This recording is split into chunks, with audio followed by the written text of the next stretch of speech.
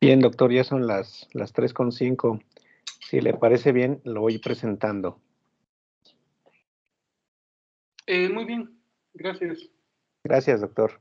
Buenas tardes a todos los que ya están conectados para el seminario de hoy, viernes 25 de marzo del 2022.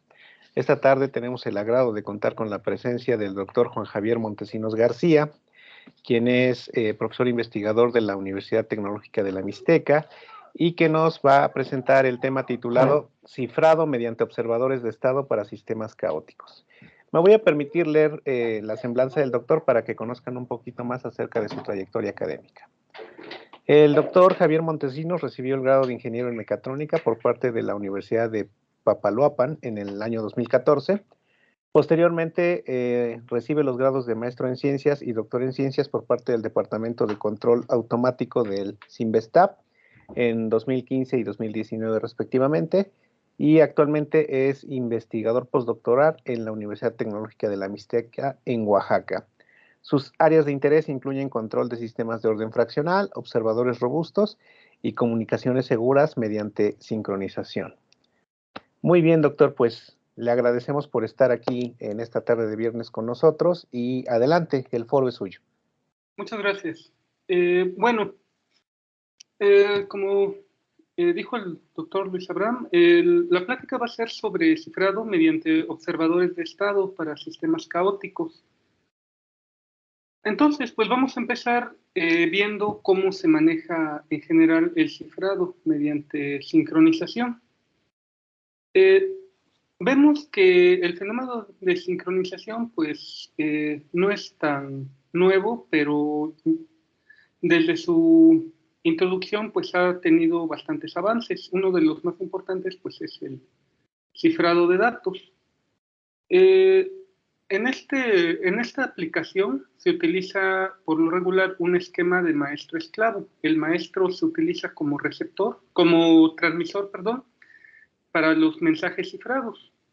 Usualmente el maestro cumple también la función eh, de dispositivo para cifrar los mensajes o en algunos casos nos permite generar números pseudoaleatorios dándonos las semillas para el generador de números pseudoaleatorios o se puede utilizar para enmascarar el mensaje. Ahorita vamos a ver qué es enmascarar. Nos dice, bueno, tenemos que mientras el maestro hace las veces de transmisor, el esclavo pues va a ser el receptor del mensaje.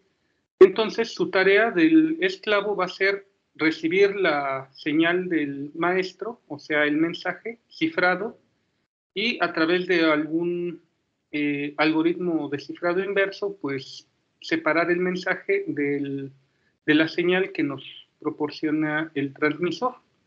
De esta forma, pues logra descifrar el mensaje. Entonces, bajo nuestro esquema, el sistema maestro va a ser el dispositivo que nos va a encriptar el mensaje o nos va a cifrar el mensaje y el sistema esclavo va a ser el dispositivo para descifrar el mensaje. Y bueno, al utilizar sistemas caóticos como transmisores, podemos obtener varios beneficios, como es mejorar la sensibilidad a cambios del mensaje y cambios de la llave. Esto es muy, muy importante para la seguridad. Ahorita en un ejemplo, pues vamos a ver por qué es importante esto, que haya variabilidad en sobre todo en los números pseudoaleatorios utilizados para el cifrado conforme cambia el mensaje y también conforme cambia la llave. Podemos también obtener valores que se utilizan como semillas para los generadores pseudoaleatorios que estamos utilizando. Por lo regular se utiliza el algoritmo de Bloom-Bloom-Schuh, pues, principalmente por su facilidad, ¿no?, de implementar y porque no es costoso computacionalmente. Y también va a haber otro beneficio. Este va a ser, pero al diseñar de manera adecuada el receptor, perdón. Este va a ser que nos va a permitir operar en condiciones de ruido y también nos va a permitir recuperar mensajes, incluso habiendo pequeños errores en la reconstrucción de las señales que transportan el mensaje.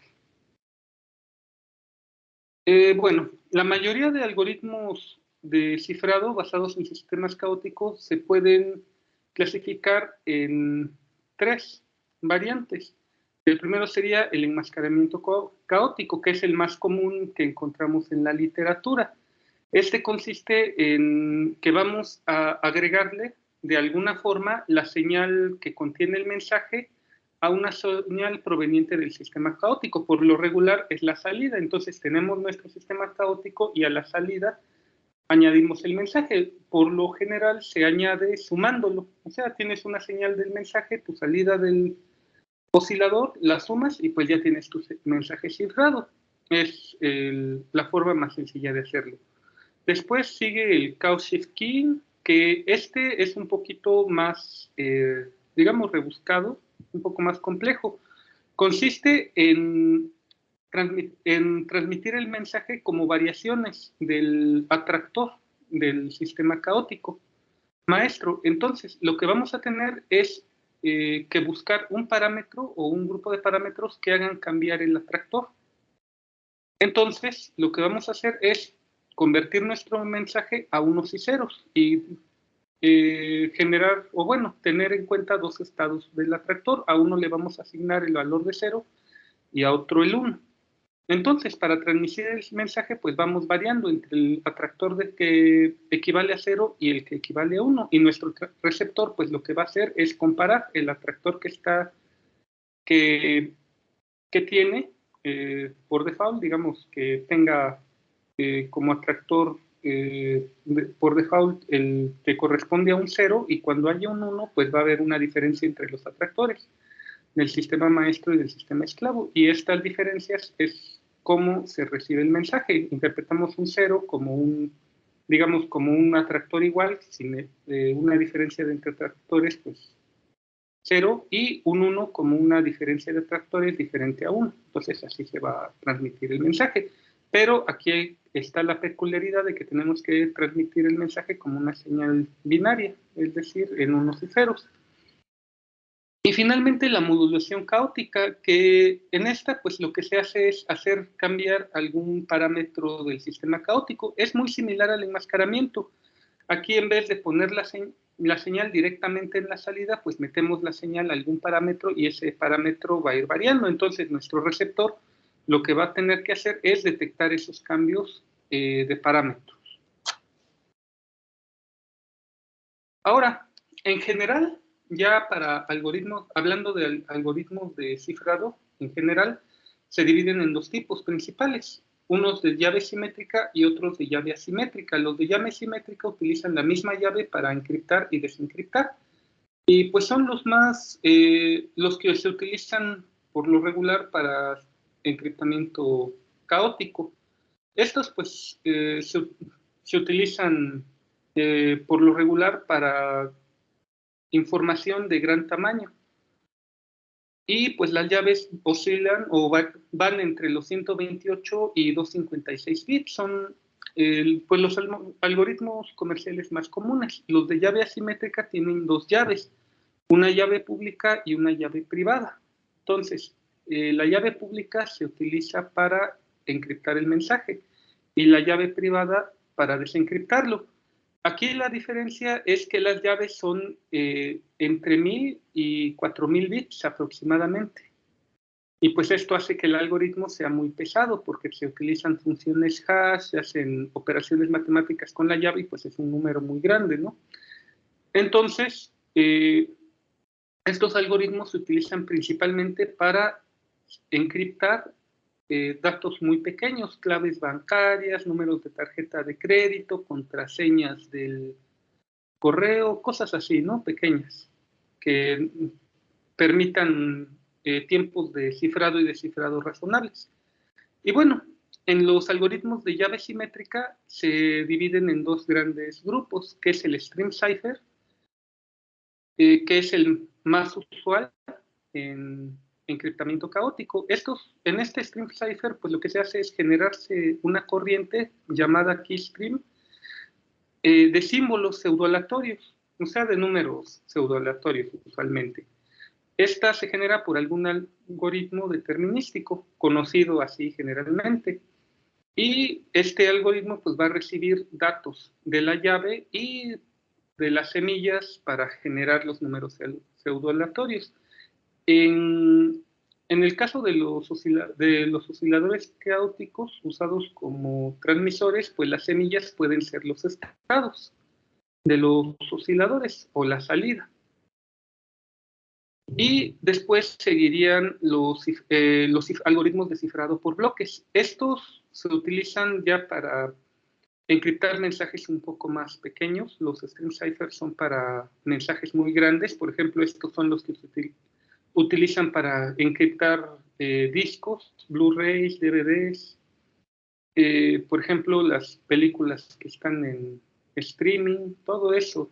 O cuando había televisión por cable, pues daban un decodificador y la transmisión se codificaba o se encriptaba con un stream cipher. Y el decodificador pues generaba nuestro keystream y recuperaba la señal. El cifrado por bloques se utiliza para encriptar mensajes más pequeños, por ejemplo, los paquetes que envían los modems. Este cifrado por bloques se basa en dividir el mensaje en bloques de tamaños iguales. A estos bloques se les aplican transformaciones para arreglarlos o ponerlos de una manera conveniente a nuestro algoritmo, y después los pasamos por una función criptográfica que la vamos a ir iterando un número determinado de veces, como el algoritmo lo disponga. Y al final pues se hace una transformación final para adecuarlo para su transmisión. Y así nos genera el mensaje cifrado. Estos son como les decía, son los que se utilizan por modems. Hay unos bastante buenos que no han logrado ser descifrados. El principal pues es el AES, que todavía se utiliza en prácticamente todos los modems. Por ejemplo, por ahí del 2005, 2006, a lo mejor se acordarán que era muy fácil robarse las contraseñas de los modems de Telmex, por ejemplo. Entonces eso pues se hacía porque el algoritmo que usaban era un cifrado por bloques que se llamaba DES. Y pues le lograron hacer criptoanálisis. Criptoanálisis quiere decir que obteniendo datos un conjunto de datos de mensajes y de mensajes cifrados, podemos obtener una llave equivalente. Entonces, pues nosotros lo que hacíamos era mandarle mensajes al módem, el módem nos contestaba otros mensajes y de ahí obteníamos la información, y después de un rato con un algoritmo se calculaba la llave y pues ya te regresaba tu contraseña. Entonces vamos a ver ahora cómo se describe un sistema criptográfico en general. Un conjunto de mensajes cifrar con nuestro algoritmo van a estar en el conjunto P. El conjunto de mensajes cifrados por K va a ser el espacio de la llave, que es el conjunto posible de todas las llaves. Ese subíndice K va a ser el algoritmo de la llave K, y de subíndice K va a ser descifrar el mensaje correspondiente a la llave K. Y bueno, el sistema criptográfico pues va a funcionar más o menos así. Nos dice que tenemos un mensaje posibles P y una llave. Y tenemos una llave K que pertenece a nuestro espacio de las llaves. Vamos a utilizar nuestra función E a la que se le introduce el mensaje y la llave, y nos va a producir un mensaje Y correspondiente. Un mensaje cifrado que pertenece al conjunto de los mensajes cifrados. Ahora, para descifrarlo, pues vamos a meter nuestro mensaje cifrado a la función para desencriptar nuestro mensaje y también vamos a utilizar la misma llave que utilizamos para encriptar. Como es un algoritmo de llave simétrica, pues usamos la misma. Y esta función nos va a regresar nuestro mensaje encriptado X. Entonces podemos concluir que las funciones de encriptado y desencriptado son funciones inversas, ¿no? Mutuamente. Ahora, lo que comentábamos hace rato del criptoanálisis. Se les denominan ataques usualmente al criptoanálisis. Se realiza un ataque al algoritmo o al aparato descifrado con el objetivo de generar una llave, o sea, de alguna forma calcular la llave que están utilizando para encriptar o generar una llave equivalente. Una llave equivalente es algún otro mecanismo que nos permita recuperar mensajes cifrados sin conocer la llave. Entonces va a haber 4 ataques principales que son los más conocidos.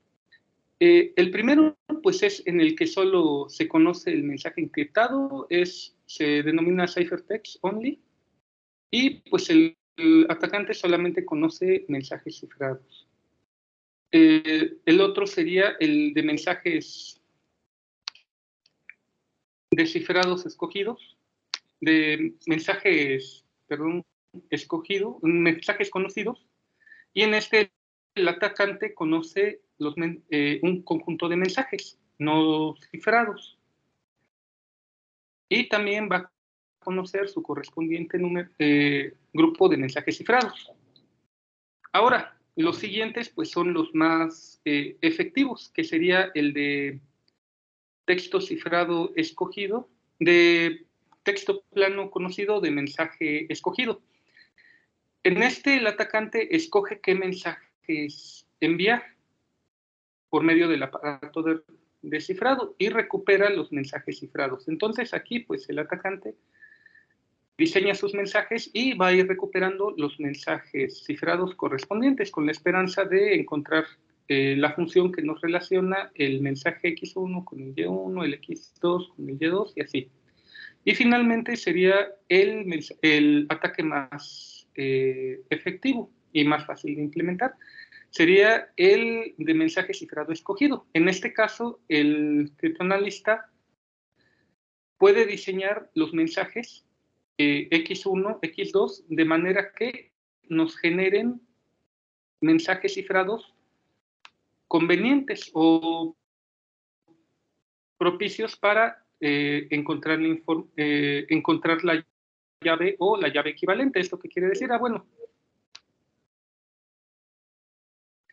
esto nos dice que el atacante lo que va a hacer es diseñar su mensaje de modo que nos genere el mensaje que él quiere para el mensaje cifrado que necesita para generar su llave o su llave equivalente. Ahora vamos a ver cómo funcionaría el cifrado con observadores de estados. Tenemos nuestro siguiente sistema caótico representado por nuestras ecuaciones diferenciales. Aquí, ese va a ser el mensaje. Vamos a tener el mensaje añadido al estado y a la salida. Entonces, pues va a ser un enmascaramiento. De este modo, el mensaje está presente en la salida y tiene un factor de escalamiento. El factor de escalamiento, pues, es para hacer chiquita la amplitud de nuestra señal y que sea de mensaje y sea más difícil detectarla. Y como receptor vamos a utilizar un observador de Löwenberger dado por estas ecuaciones.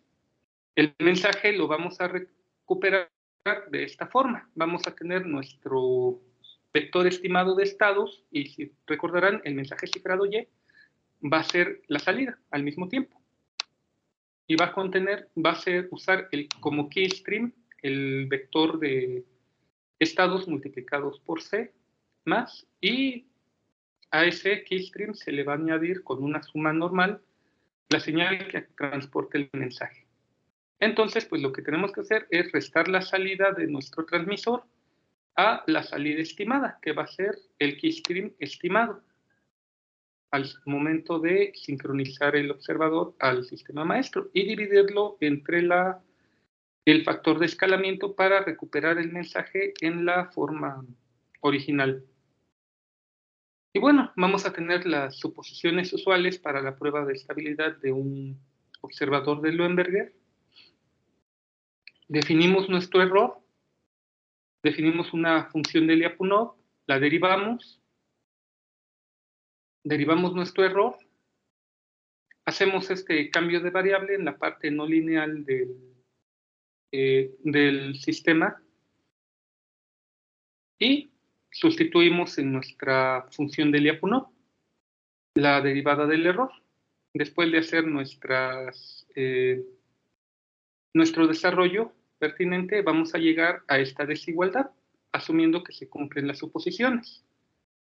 Entonces, vamos a llegar finalmente a esta desigualdad y, pues, resolviendo esta ecuación, vamos a generar nuestro vector de ganancias que nos va a garantizar que la derivada de la función de Lyapunov sea definida negativa y el error de sincronización, o sea, el error de estimación de nuestros estados, pues va a converger asintóticamente a cero.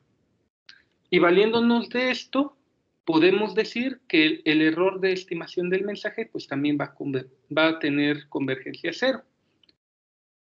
Entonces, vamos a plantear nuestro error de estimación del mensaje de esta forma. Sustituimos el mensaje estimado, el mensaje recuperado por el receptor, y dado que nuestro observador nos da estabilidad asintótica, pues podemos decir que va a ocurrir esto, que los estados, la diferencia de los estados, pues va a ser cero, y por lo tanto, pues también la diferencia de nuestros mensajes eventualmente va a ser cero. Esto, pues, ¿qué nos quiere decir? Que hay que esperar un ratito a que nuestro observador converja, o los estados de nuestro observador hayan tenido convergencia hacia los estados del oscilador caótico, para entonces empezar a transmitir nuestro mensaje. No se puede, al menos con observadores, de momento no se puede iniciar la transmisión inmediatamente porque se arriesga a que haya pérdida de datos. Entonces, primero hay que sincronizar y después empezamos a transmitir. Ahora, para probar nuestro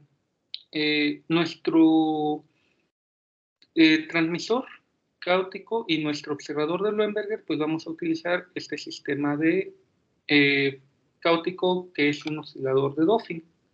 Vamos a tener nuestro enmascaramiento, con nuestra salida vamos a tener el estado 2 usado como keystream y un mensaje. Y bueno, para hacer la visualización fácil de nuestros resultados vamos a utilizar una imagen RGB de 8 bits de tamaño n por n píxeles. Las imágenes RGB están formadas por tres matrices, una que contiene la información del rojo, otra del verde y otra del azul. Cada imagen es también de n por n píxeles. Entonces, como es de 8 bits, pues cada píxel en rojo, en verde y en azul va a tener un valor de 0 a 255 que nos indica la intensidad del color. Entonces, pues nuestra imagen de 8 bits va a estar formada por tres matrices que combinadas pues ya nos dicen, pues en el píxel 1 tienes tanta intensidad de rojo, tanta de verde y tanta de azul, y así se generan con esos tres colores primarios, logramos generar pues aproximaciones a los colores que veríamos en una foto, por ejemplo. Entonces, aquí vemos la sincronización de los atractores del sistema maestro, que va a ser el azul, del transmisor, y del observador, que bueno, tiene sus estados iniciales en 0,0. Entonces vemos que hay convergencia y también aquí tenemos un pedazo de la señal que se utiliza para transmitir el mensaje. Aquí cabe mencionar que muchos en la literatura lo que hacen es no especificar cómo transmitimos el mensaje, cómo tratamos la señal, cómo estamos utilizando la llave. Entonces, lo que se asume en estos casos es que la llave pues, se utiliza para calcular algunos parámetros del sistema y el mensaje se transmite de esta forma. Se hace un escalado entre 0 y 1 y simplemente los datos pues se rescalan. Por ejemplo, aquí tenemos un valor máximo en RGB entre 0 y 255, entonces al dividirlos todos los píxeles entre 255, pues vamos a tener números reales entre 0 y 1, que nos van a generar pues esta señal. Entonces aquí transmitimos un valor cercano, por ejemplo, aquí transmitimos 255 y 255, que va a equivaler a 1. Entonces, el receptor lo que va a hacer es pues recuperar esta señal, estos cambios en la amplitud de la señal y registrar el valor que tiene. Y de este modo, pues al multiplicarlo por el factor de escalamiento, como vimos, inverso, pues vamos a recuperar los valores originales. Ahora, ¿qué problema tiene esto? Que es sumamente sensible al error. Si tienes un error, por mínimo que sea, como están escalados los valores, vas a cambiar tu error, entonces vas a generar inconsistencias en la recuperación del mensaje. Y también, pues, podemos ver acá que el observador no converge inmediatamente, ¿no? Va a tener un tiempo de asentamiento a cambios bruscos. Entonces, pues, por eso están ligeramente separados. Y por lo regular, lo que se hace para evitar que el tiempo de asentamiento nos afecte, pues lo que hacemos es tomar las medidas en medio de cada periodo de muestreo. Nosotros conocemos el periodo de muestreo, pues ya sabemos en qué momento es conveniente tomar las muestras para que no nos afecte el tiempo de reacción que tiene el observador. Entonces, pues aquí, como dijimos, utilizamos una imagen. Tenemos nuestra imagen cifrada y nuestra imagen recuperada. El mensaje, pues, es el mismo, ¿no? Es esta imagen. Entonces, al momento de haber encriptado con nuestro oscilador de Duffin y usando nuestro observador de Löwenberger, obtenemos estos resultados, ¿no?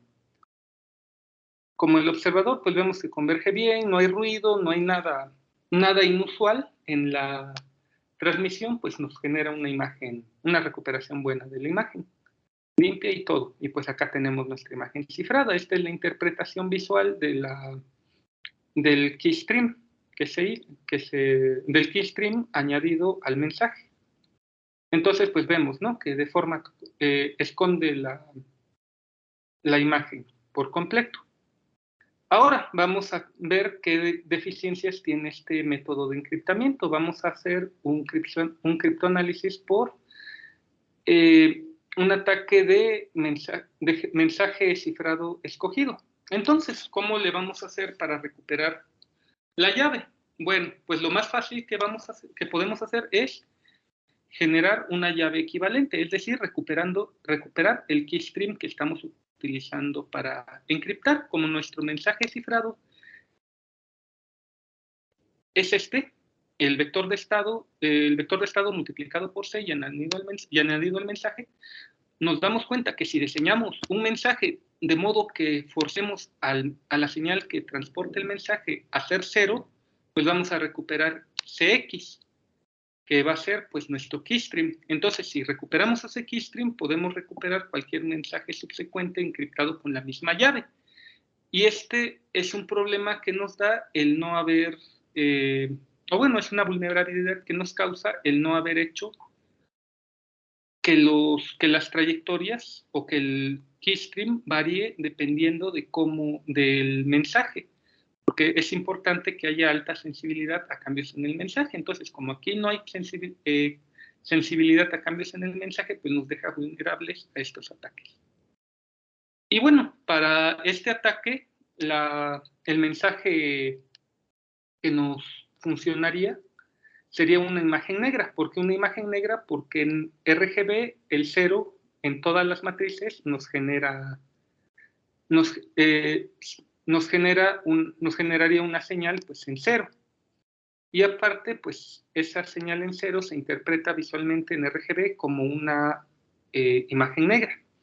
Entonces, al aplicar el criptoanálisis, o sea, al recuperar nuestro keystream, es decir, al tener nuestra llave equivalente, pues aplicamos esto al cifrado anterior, al mensaje cifrado, y pues recuperamos sin ningún problema la imagen transmitida y podríamos recuperar cualquier mensaje subsecuente sabiendo teniendo esta llave equivalente. Aunque cambiemos el mensaje, lo vamos a recuperar por esa vulnerabilidad. Ahora, ¿qué podemos hacer para cambiarlo? Para mejorar esto o reducir el riesgo de que el criptoanálisis sea efectivo. Pues bueno, hacemos un ligero cambio al cifrado. En este caso, vamos a retirar nuestro mensaje de la señal de salida de nuestro transmisor y lo vamos a meter de esta forma en el estado, solo ahí. Vamos a multiplicar por la constante C de la salida del transmisor y vamos a incluir una función criptográfica definida de esta forma, que va a depender del vector de salida de nuestro transmisor como generador de semillas, digamos, para valores pseudoaleatorios, el mensaje y la llave que elijamos. Entonces, una de las formas más sencillas de hacer estas funciones criptográficas pues es utilizar la operación bitwise OR, denotada por esta crucecita. La otra, más común, son operaciones con módulos, es decir, pues hacemos divisiones y sacamos los residuos. Y va a tener propiedades similares al bitwise OR. Entonces, lo que vamos a hacer acá es hacer operaciones de bitwise OR entre algún elemento de la llave y la salida del transmisor. De modo que, pues ya no estamos transmitiendo solamente el mensaje, sino estamos transmitiendo la salida de una función criptográfica. Y bueno, ahora, ¿cómo vamos a hacer que el mensaje, cómo le vamos a dar al sistema sensibilidad a cambios en el mensaje? Bueno, pues conociendo las características de los sistemas caóticos, que un pequeño cambio en las condiciones iniciales nos genera trayectorias diferentes, pues nos vamos a valer de eso. Vamos a calcular las condiciones iniciales dentro de la región que conocemos que nos da comportamiento caótico, haciendo que dependan tanto del mensaje como de la llave. Esta ecuacióncita de acá pues nos va a hacer un bit-sort entre la matriz que contiene el R y algún elemento de la llave. Al dividirlo entre 255 m por n, pues nos va a generar un valor entre 0 y 1 real, que nos va a ser fácil escalarlo a cualquier región de convergencia nuestro sistema caótico. Entonces, de esta forma, pues ya va a haber cambios en las trayectorias al momento de cambiar el mensaje, lo cual nos elimina totalmente la vulnerabilidad a nuestro ataque de mensaje cifrado escogido. Y bueno, ahora pues el Loenberger no nos va a alcanzar para hacer las veces de receptor. Entonces vamos a cambiar por este observador de modos deslizantes. Es pues también una estructura similar al Loenberger, nada más que añadimos la discontinuidad en nuestra ley de control. Y el mensaje cifrado pues va a ser recuperado de una forma un poco diferente. Hay que notar acá que estamos metiendo el signo no porque necesite estabilidad, sino para que el tiempo de reacción mejore considerablemente. Al nada más considerar el signo de la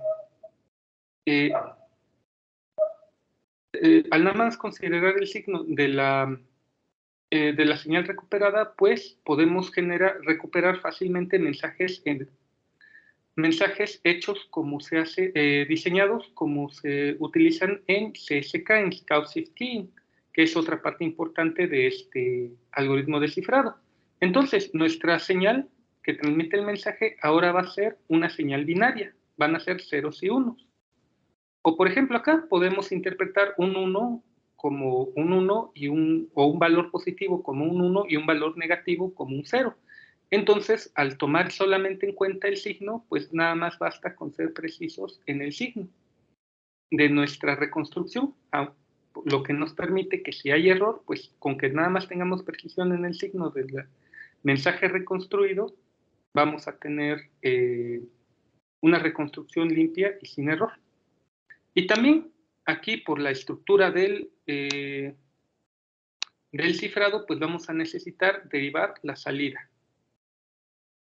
Entonces, pues vamos a tener unas suposiciones similares a las anteriores. Para el Luenberger, proponemos nuestra misma función de Lyapunov, hacemos nuestra derivada y vamos a llegar a esta ecuación.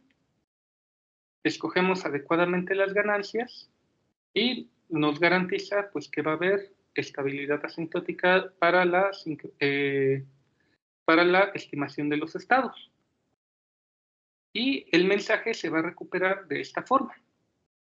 Vamos a hacer nuestro mensaje reconstruido y le vamos a hacer un bitsor a la salida del transmisor, que es el dato que tenemos disponible para la sincronización de nuestro observador, y la llave que es necesario conocer para hacer nuestro descifrado del mensaje. La derivada puede ser estimada con el método de la pendiente, por ejemplo. En nuestra experiencia publicando, pues nos ha resultado bastante útil. Aunque bueno, hay otras formas mucho mejores, porque esto no nos garantiza en realidad que sea cero el error en la reconstrucción del mensaje. Sin embargo, pues por ejemplo, podemos utilizar un observador como derivador para estimar la derivada, y el observador nos va a dar estabilidad asintótica. Entonces, pues vamos a tener que también el error en la estimada de la derivada pues va a converger a cero, y ahí sí podemos garantizar que el error en la estimación del mensaje va a ser cero. Otra ventaja que tiene el observador por modos deslizantes pues es que nos permite contrarrestar algunas perturbaciones e incertidumbres del sistema. Entonces, si agregamos ruido, pues si es relativamente pequeño, no nos va a afectar en la capacidad de recuperar el mensaje. Entonces, pues, como les decía, tenemos estabilidad asintótica en la convergencia de los estados, y eso va a implicar que también hay estabilidad asintótica en la convergencia del mensaje. Ahora, para probarlo, pues usamos nuestro transmisor otra vez, nuestro oscilador de Doping con un atractor similar. Sin embargo, pues aquí cambian las condiciones iniciales del transmisor, porque las hicimos utilizando la ecuación que vimos previamente. Entonces, dependiendo del mensaje, pues este punto inicial va a ir cambiando dentro de nuestra gráfica del atractor. El observador, que es el transmisor, pues empieza independientemente en cero. Y acá, el mensaje, como les mencioné, pues lo transmitimos como una señal binaria. En este caso, un 1 negativo se interpreta como 0 y un 1 positivo como 1. Es por eso que utilizamos la función signo, porque al momento de reconstruir con el ruido que acá vemos agregado, pues el observador nos va a tratar de seguir la señal con ruido. Y si utilizamos el signo, pues nos limpia ese ruido, ¿no? Ese signo en la función de descifrado. Entonces, acá estamos transmitiendo el mensaje 1, 0, 1, 0, 1, 0, 1, 0. Y lo probamos con otra imagen. Tenemos ahora esta imagen cifrada y la descifrada. Aquí hay que notar que lo que estamos viendo acá es el resultado del enmascaramiento. Aparte, si solamente se utilizara la función criptográfica, habría otra imagen que vamos a ver a continuación. Vamos a probar el ataque de mensaje escogido de la vez pasada, y pues como vemos, utilizando la señal negra o una que nos generaría el 0, pues no tiene, ¿cómo se llama? No tiene efecto. Recupera otra señal, otra imagen que parece también estar cifrada.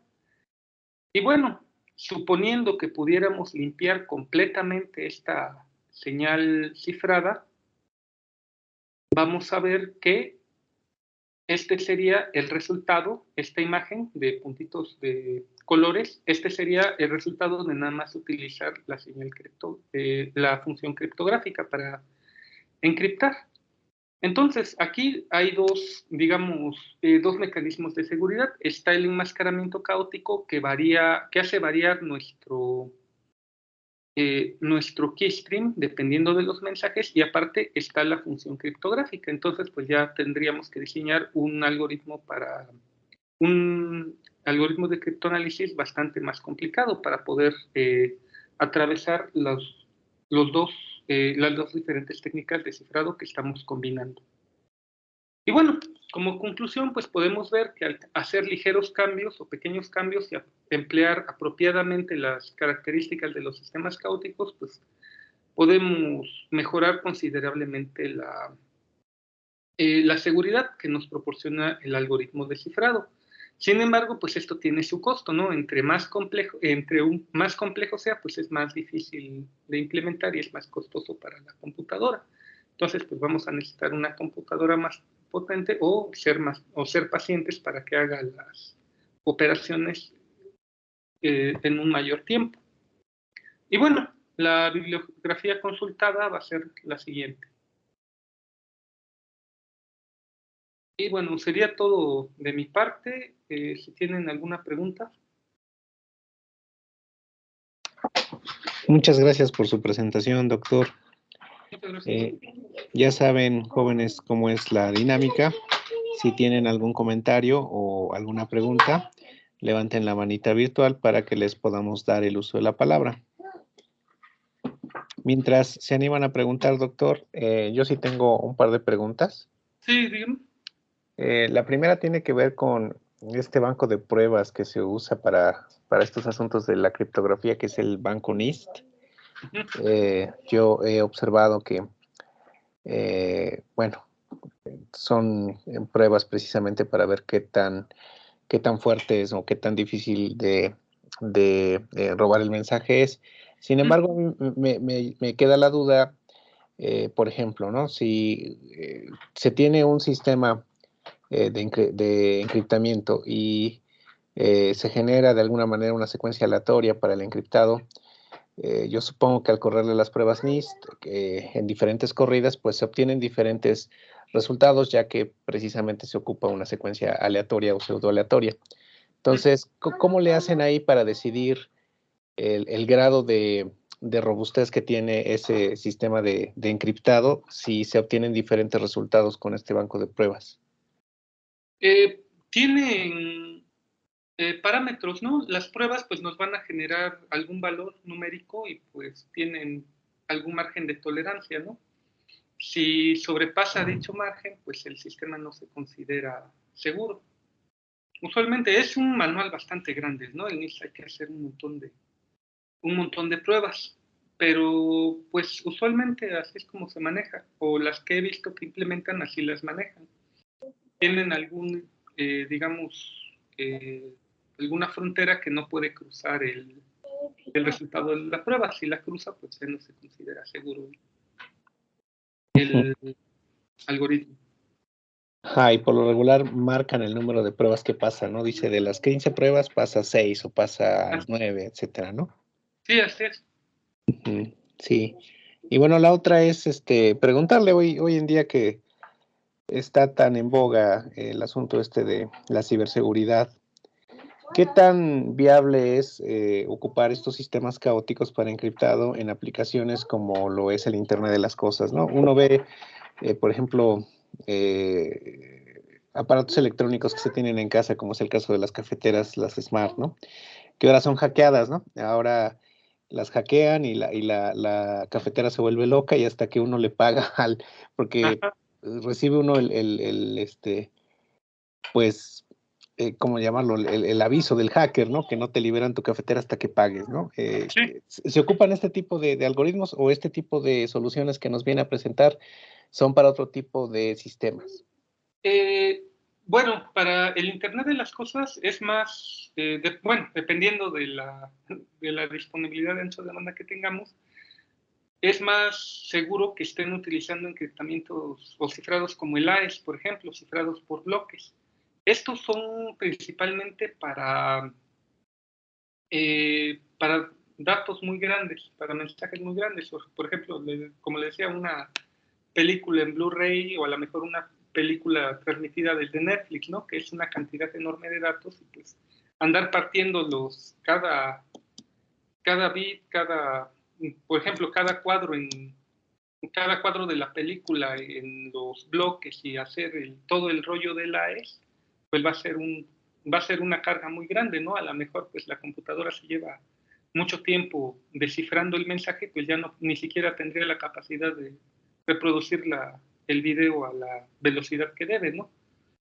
Y pues, en cambio, el Internet de las cosas, pues la cafetera en realidad pues, era para todo, para una comunicación así de mandar instrucciones, de prender la lámpara, prender la cafetera, o ábreme la puerta, no sé, abre mi ventana, o cierra mi ventana, pues no son mensajes muy grandes, en realidad no sería tan práctico, ¿no? Implementar un algoritmo de estos, porque pues son bastante pesaditos. Correr el sistema caótico, simularlo, pues es bastante pesado para un procesador. Entonces, pues quizá o bueno, lo que he visto que intentan hacer ahora actualmente, pues es implementarlos en FPGA, pero pues una FPGA es cara, ¿no? Y ponerle a la cafetera una FPGA, pues sería un poquito complicado. Se han implementado comercialmente por ejemplo, un caso de éxito relativamente conocido es que se utilizó este tipo de cifrados para encriptar videojuegos, cartuchos del Nintendo 64. El cartucho tenía digamos, una parte del algoritmo y la consola tenía otra parte. Entonces, al conectarlos, el cartucho le mandaba un keystream a la consola y la consola contestaba con su propio keystream. Entonces, si coincidían, corría el juego.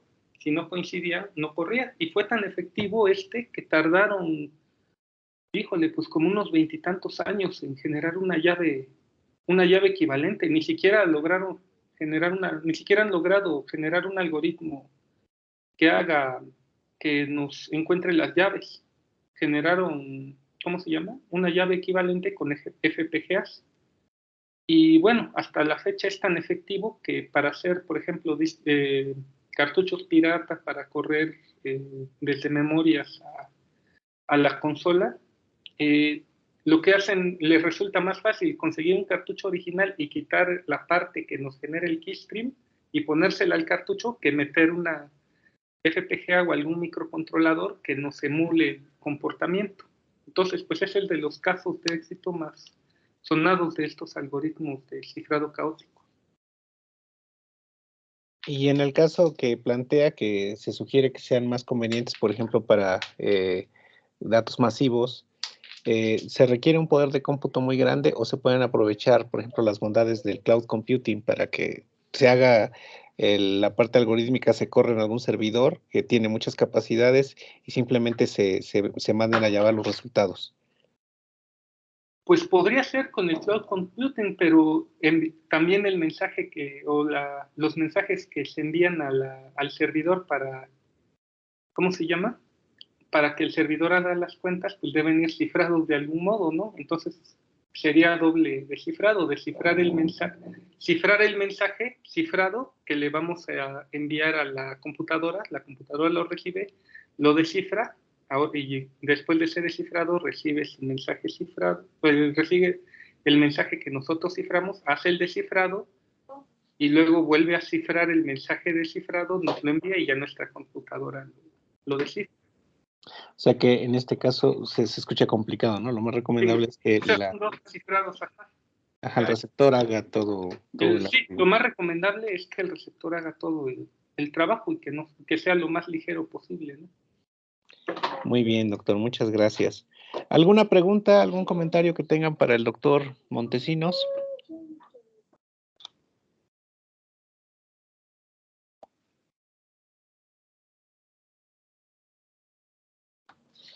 Pues parece que no, doctor. Pues le damos las gracias por su presentación, Al por haberse contrario, tomado la molestia de preparar sus diapositivas y regalarnos pues un poco de su tiempo en este viernes para presentarnos su plática. al contrario, muchas gracias por recibirme, doctor. Muchas gracias, doctor. Y bueno, el día lunes le estaré haciendo llegar, por favor, su constancia. Muchas gracias. No la tengo en físico, la ya se generó, pero tengo que ir por ella a la facultad. Entonces, el lunes a primera hora se la hago llegar, por favor. Muy bien, le agradezco mucho su No, al atención. contrario, muchas gracias a usted. Muchas gracias también a todos los asistentes.